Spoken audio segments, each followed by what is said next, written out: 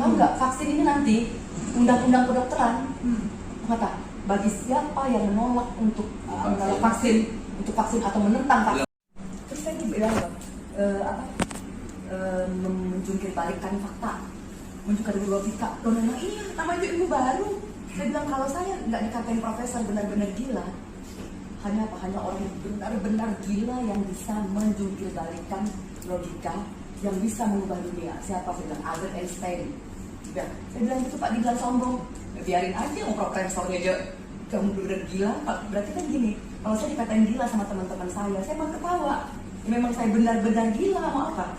Ya kan benar nggak Pak? Ini kan hanya orang gila bisa mengubah dunia udah. Karena satu kali saya buka rumus itu Pak, sudah menolak komorbid kita ya, komorbid nakes potensial sudah mati karena faktor obat. Kita nggak sadar dalam bahaya.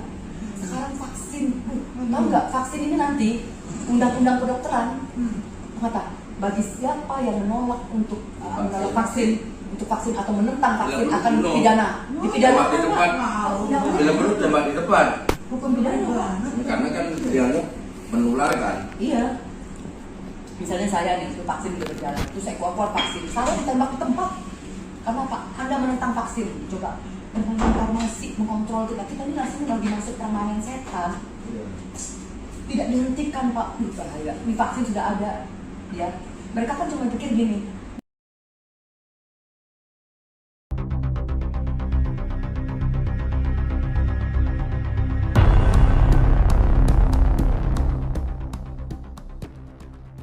IDI ditantang gelar diskusi terbuka dengan Dr. Lois Oin.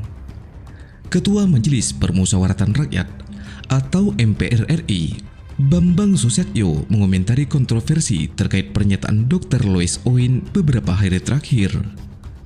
Pria yang akrab disapa dengan Bom Sud ini bahkan kemudian mendorong Ikatan Dokter Indonesia atau IDI melakukan diskusi secara terbuka dengan Dr. Lois Oin terkait informasi tentang COVID. Dia mengatakan, diskusi tersebut perlu dilakukan secara terbuka agar masyarakat dapat mencermati penyebaran informasi tentang COVID secara ilmiah dan benar. Mengingat masyarakat saat ini dalam kondisi bingung, yang makin bingung ditambah adanya tekanan ekonomi yang semakin berat, ucapnya.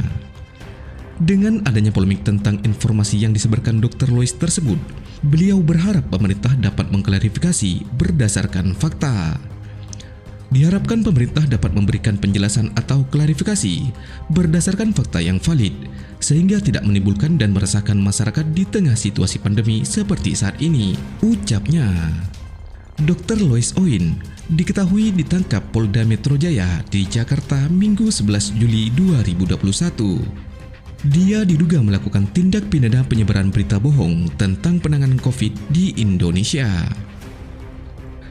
Kepala Bagian Penanganan Umum, Divisi Humas Polri Kombes Pol Ahmad Ramadan mengatakan, Dr. Lois telah menyebarkan berita bohong atau menyiarkan berita atau pemberitaan bohong dengan sengaja yang dapat menimbulkan keonaran di kalangan rakyat atau menghalangi pelaksanaan penanggulangan wabah penyakit menular, kata Ramadan. Ramadan menjelaskan Dr. Lois telah menyebarkan berita bohong di media sosial. Dr. Lois menyebarkan berita bohong bahwa selama pandemi orang-orang meninggal dunia bukan karena COVID, melainkan oleh interaksi antar obat dan pemberian obat dalam 6 jenis. Polda Metro Jaya kemudian menyerahkan Dr. Lois ke Bareskrim Polri.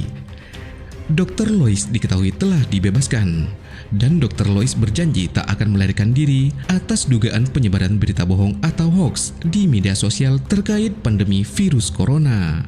Yang bersangkutan menyanggupi tidak akan melarikan diri, oleh karena itu saya memutuskan untuk tidak menahan yang bersangkutan, ujar Direktur Tindak Pidana Cyber Bareskrim Polri, Brigjen Slamet Uliandi kepada wartawan Selasa 13 Juli